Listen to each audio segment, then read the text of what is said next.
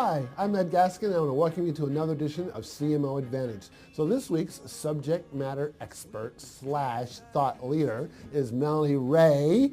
So glad to have you to the show. Thank you very much. And what she has done is she teaches people how to do business plans, and then she took that skill and that interest and helped people, entrepreneurs in particular, do social media plans. So we're going to talk about the 6 steps that it takes to actually create an effective social media plan.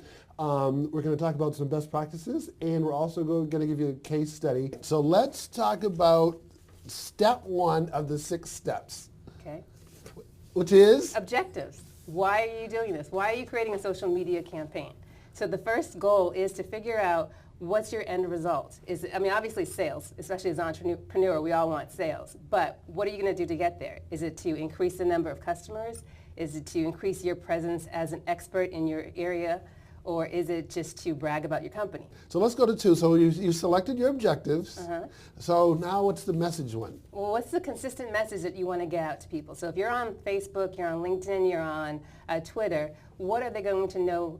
What are they going to associate you with? So what's the third section after messaging? It's your audience. So if you've done your business plan and you've segmented your target audience, then you're good. Okay. But if you haven't, this is a perfect opportunity to do that. So what's next if I figured out the right audience? Well, we did objective, message, audience, and your content. Okay. So what are you going to post?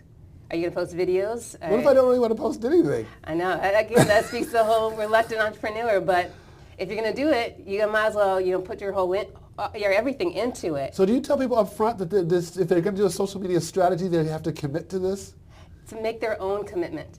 Okay, because I can't impose it on them. Right. But just say, I recommend about 3 months to plan out exactly what you're going to do. 3 months? Yes, because it takes a while for people to become aware of what you're trying to do. Your implementation. So now which sites are you going to use? Okay. So, the big 3, usually Facebook, LinkedIn, Twitter, you see those icons on a lot of different marketing materials. But choose the ones that work for you. Twitter may not be the best one to use for your audience. Okay. You have to ask yourself a couple of questions like, are they using mobile technology all the time? Do they get most of their information on their smartphone? Do you want to use QR codes or Microsoft tags in order to draw them in with promotionals, like on-the-spot promotionals? There's different sites out there where you can figure out how effective you've been. So one of them is Google Analytics. That really provides a background on your website overall. Facebook Insights, so it gives you demographics about your page traffic and shows you where people are coming from. In Facebook itself? Yeah. Okay. On the Insights page.